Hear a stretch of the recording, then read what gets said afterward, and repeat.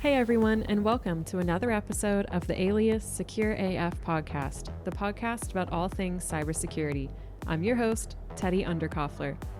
Today I am joined with Kallen Curtis, engineer here at Alias InfoSec. Hi everyone, and thanks for having me, Teddy. You bet, happy to have you. Today we are going to talk about a topic that isn't necessarily a in-depth look at a technical exploit, but is still very relevant to the technical industry, which is mental health and cybersecurity. So, Kallen, if you wouldn't mind, will you just go ahead and tell me, why is this kind of an important topic for us to be talking about? Well, there's a few reasons why it's a very important topic. One, as an industry, have seen declines. If you look online, there's tons of job openings. You hear in the background of things like people talking about like the sheer amount of stress for the job that is cybersecurity.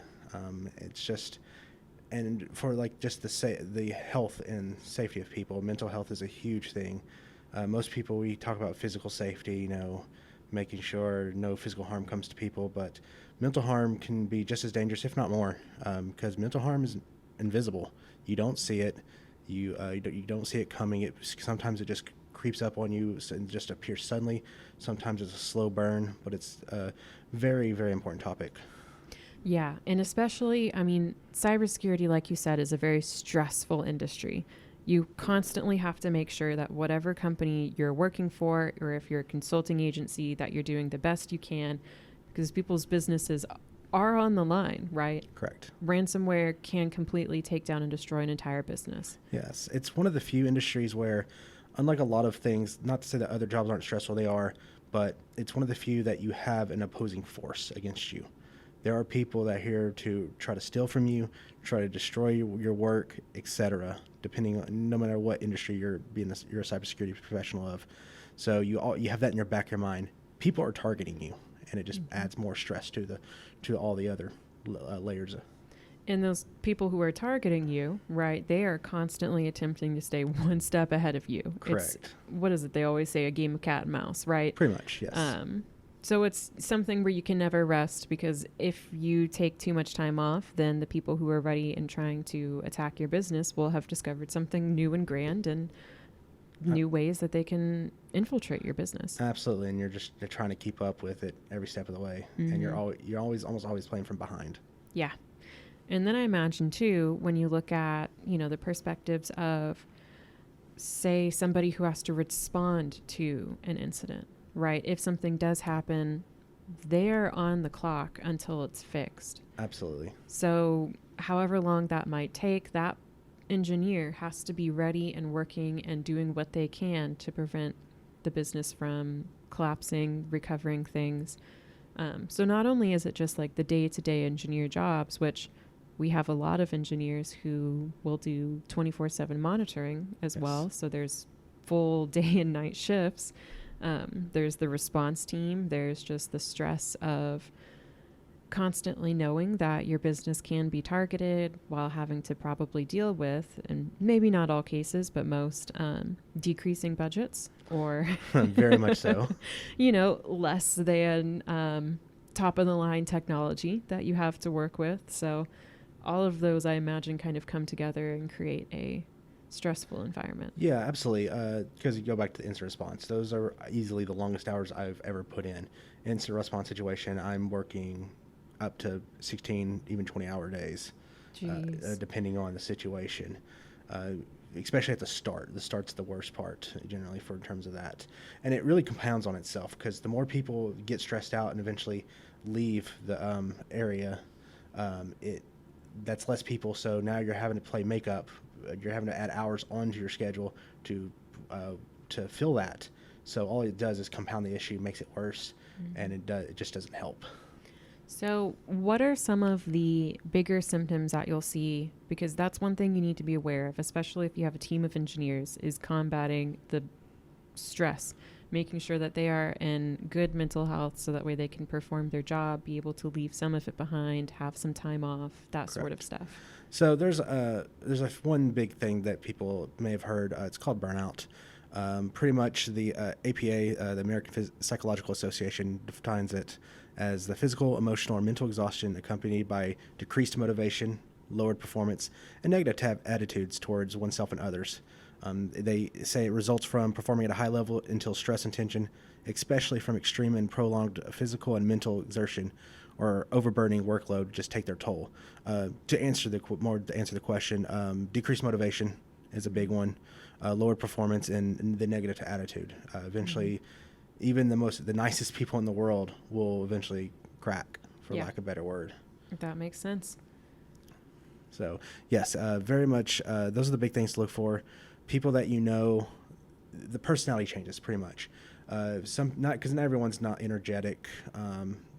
Some people are more. I don't want to say monotone. That's not the right word, but they're pretty relaxed. They know inflections of their voice. They're just pretty straightforward. But you notice changes in that pattern. Changes of pattern is the big thing I would immediately look for. If I see change of pattern, that makes me question, is something going wrong? It might not be a bad thing, could be a good thing, but if it's especially towards a negative, like they seem more anxious, they maybe have a little bit more of a negative attitude at times. Those are things that can be considered signals that maybe the stress is getting to them. Yeah. And you mentioned one of those signals could be anxiousness. Correct. But I feel like that plays right directly into the idea of increased anxiety in general. Yes. Anxiety can play into burnout, but the APA defines anxiety as the emotion characterized by feelings of tension, worried thoughts, and physical changes like increased blood pressure, even heart rate. So that's something people can physically feel, like when they're feeling anxious, when they're feeling anxiety. Yes, and that definitely, the more anxiety you feel in the job can definitely increase the rate towards a burnout situation. Yeah. And I imagine, anxiety can be caused from all different things, but I imagine too, you're constantly going, you're constantly stressed, constantly worrying about stuff. And then there's the whole concept of imposter syndrome too. Yes. Where you're never quite certain if you're right for the role, I guess. Exactly. And want to go back to the very beginning, or like why I feel it's important and why I'm even talking about it is, one, because I go through all these things. And I think it's something that if we're not talking about, it's never going to get better. Especially with imposter syndrome. APA also more specifically defines it as imposter phenomenon. They have a completely different thing for imposter syndrome, but it's the situation in which highly accomplished, successful individuals paradoxically believe they are frauds who will ultimately fail and be masked as incompetent. I remember every interview I ever go into, I'm always feeling like I'm not ready. What am I doing here? There's no way. I'm not good for this. And then I would get the role, and then my first day, I'd be feeling the exact same thing. I'm going to make myself look a fool, and it's just, it's hard, and a lot of people go through it. I'm hearing it more, like you hear the words imposter syndrome more, and that's good. It's a very good thing that's coming through, and people are talking about it, because a lot of people aren't willing to admit it, and it's when you think negatively about yourself like that over and over, and you don't push past it, or you don't take a step back and look and say, you know what, maybe I am right for the job. Maybe there's a reason they chose me, and try to put a positive spin on things. It's not always easy. I can know that. Sure. But it's definitely something that if we don't talk about it, we don't let people know, hey, maybe here's something you can do, or here's someone you can talk to, or talk to me, or et cetera. It's never going to get better, and then we're just going to lose more people, and that just makes it easier for the opposing forces to hit our businesses that we can protect. Yeah, you always have to be able to talk about it, and especially since this cybersecurity industry is already highly competitive. Correct. So it's so easy to compare yourself to your peers or anybody else in the same situation or similar situations that you're in. Yeah, we just got back from DEF CON a couple weeks ago, and meeting some of the people there, and these are people that highly esteemed. These are people that I've heard of, I've known, and you're just like, you're talking to them, it's like, who am I to be standing in your presence? But you start talking to them, and you kind of start to realize that kind of know this stuff. Like I can talk with them. I can hang with them in there at that level, and becomes going in there thinking that you don't belong, and you start to realize that you kind of do. Mm-hmm.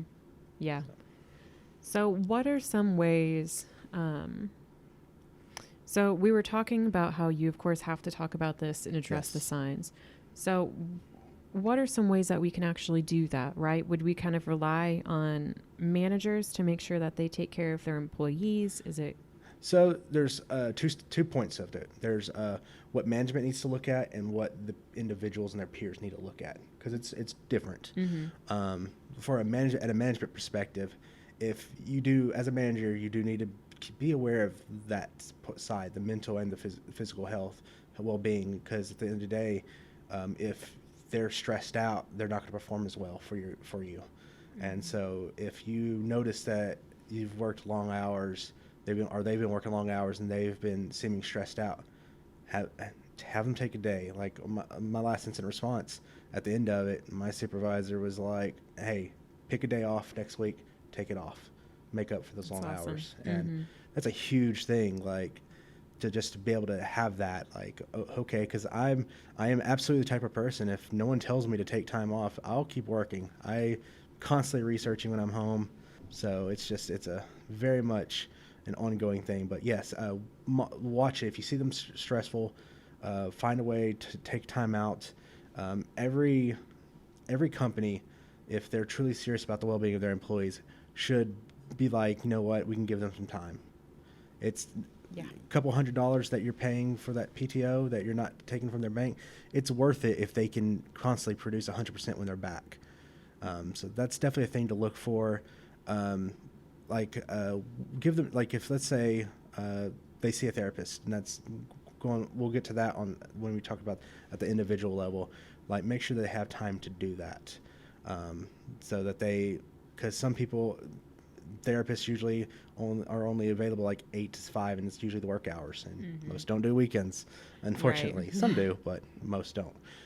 So make sure they have that time to do that, so that, because at the end, it's 1 hour, the company can afford it, and all it does is make your people better. One, it helps them respect your company, respect management, and they will automatically work harder if they feel like you truly have their back and you care about their well-being. They will work harder for you. Mm-hmm.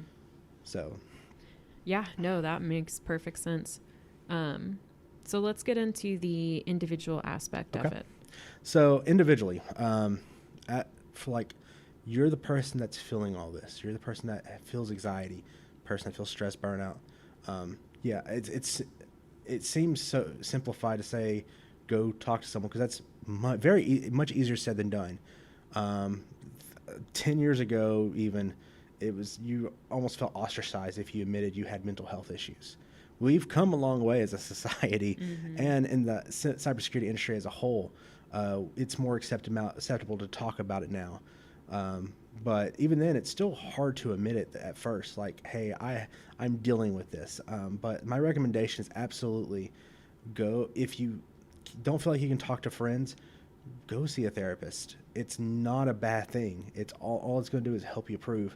Yes, it might be hard to find the right one. I talked to a few before I found the one I see now, and it's been so beneficial, like, to have them see their side of things, because you're always going to have a bias. You're always going to be blinded, and sometimes when you're constantly thinking negative thoughts, having that imposter syndrome, that you don't see it from someone else's perspective, and they are there to give you their perspective and to also help you, give you ideas on how to resolve things, even if it's as simple as take some time from the computer screen, from everything, all that surrounding, all the information that's constantly bombarding you, and just think of a few things that are positive.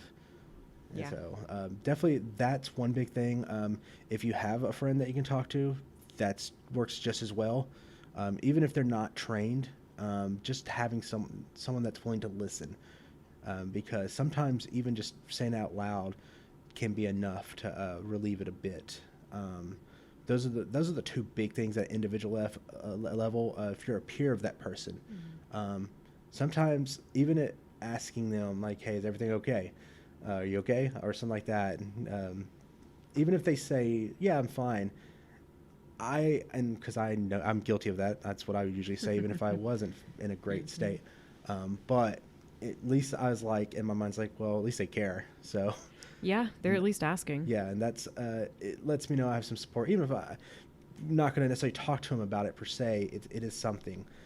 Yeah, keeping well-being, or if I'm a peer and I see someone stressed out, I'll be like, hey, is there any type of work I can help you with? Make sure, Mhm. without directly going like, are you okay? And because some people just might not like being asked constantly, Right. but it's like, hey, is there something I can help you with, like work-wise? You need me to like run a pen test or for an IR, you want me to take a look at the SIEM and see what I can find, Mhm. and they will be like, sure, because most people will accept the help, even they'll take whatever they can get. Yeah. Well, and I mean, if you're peers, then you're on the same team, right? Correct. You want to help them out so that way one day, if maybe you're feeling overloaded, they can do the same for you. Absolutely, and Mhm. it's a two-way thing. Like, even when you're the person that's experiencing it, like, am I going to talk to my coworkers about it? Probably not. That's I have friends for that. I have I have a therapist, but like, just be willing to, if I'm, especially I'm loaded with so much work and I realize I'm time crunch, being like, hey, can you help me with this? And that asking for help is probably one of the hardest things, especially in our industry, because we're, I almost say judge is not, maybe not the right word, but kind of is when I really think about it. We're judged by our accomplishments, Mhm. um, especially in the hacker community. Back in the day, cred mattered. I mean, what did you do? Mhm. What 0 days have you found, etc.? How have you defended systems? What systems have you hacked, and all I that? mean, it goes back to the competitive aspect of it Yes, all. it is a very, very competitive field. Even with the amount of job openings there are, it's still, even just not just getting the job, but what are you accomplishing? And that just adds Mhm. back to the stress level. But your team, being able to, like, hey, can you help? Can you take some time and look at this for me? Make sure I'm not missing something. Yeah. It seems simplistic. It seems trivial almost, but having a little bit of help and be willing to go that portion, because when you're a team anyways, you should be willing to ask for help. Mhm. That's how a team works too. It's not just someone asking you if they can help you. It's both ways. That's not meant to sound like antagonistic. It's because when you're going through all that, you might think, like, wouldn't that be very hard just to go to someone? It may be, but instead of, I think it's easier to go about, hey, can you help me with this piece of work, than it is, hey, I'm stressed out, Yeah. and admitting to something like that. Yeah, having a more kind of like a tangible something that someone can say Correct. an easy yes or no to would be Absolutely. very helpful. Yeah, so that's where I think that's where the starting line is. And it gets much more complex. There's things, because everyone's different. Mhm. I am not a psychiatrist. I'm not a psychologist. I cannot diagnose anyone. I know what I've been diagnosed as. I know what I experience, and I can only speak to what I experience. So I can understand, and I'm always willing to listen. And there's tons of people out there that aren't trained, but they're willing to listen. And so just Mhm. finding those people, having a few of those in your life can be a huge thing. It definitely has helped me personally go through things, because I've been at the breaking point before in past jobs where I'm like, I don't know if I can do this another day. Like, Mhm. I feel stuck. I feel just so much pressure. I'm working long hours, and just uh, taking that, I eventually came to that realization, like, I need someone I need to talk to, because if I don't, I'm not going to last. Yeah. And that's when I made the steps, like, talk to a friend's, like, to help me find a therapist. And just, and like I said, that my situation is different from everyone else's. I don't know what their situation is like, and maybe they don't have someone that can help them do that. But that's the beauty of the internet. You can Google anything, Yes. and that sounds probably like the whole, oh, what should I do? Is like, have you Googled it? It's Mhm. it's kind of a joke we make, but, or let me Google that for you. Yeah, right. But no, there's a lot there. Definitely Mhm. start looking at. There's a few websites, and I feel horrible because it's going past me. Like Psychology Today, I think, is one Mhm. that has, like, lists, like, different psychologists and therapists, and find one, read their bios. You'll find people that, okay, I think I can talk to them, or at least I can explore them, Mhm. and set that up or something. That's where I would go to start out. Yeah. For managers, be more attentive. Um, It's not just about numbers. It's not just about how many viruses we got rid of or blocked, how many attacks we stopped. Be aware of their state of personality. Like when you did the initial interviews and you hired this person, you should have gotten the baseline. It might be highly elevated because I was definitely feeling anxiety during my interviews. Oh yeah. But get like the first few weeks, once that initial edge, you'll eventually get their normal personality. Memorize that pretty much. You should know by at that point. It's like, okay, this is the baseline. And think of it in a cybersecurity way. There's a way we detect viruses or malicious attacks is by taking a baseline. It's behavioral, and it's not just for machines. It's people too. Mm-hmm. And when something deviates from that baseline, something's up, and you should probably at least either be more attentive to that person or try to figure out what's going on. Because if you don't and you wait too long, they're either going to quit, they're going to have negative work, or possibly something much worse. Yeah. So just want to be attentive, and that's a huge thing. Awesome. Well, did you have anything else you wanted to address? No, I think that's about it that I had. Very good. All right. Kallen, thank you so much for joining me on the episode. No, thank you for having me.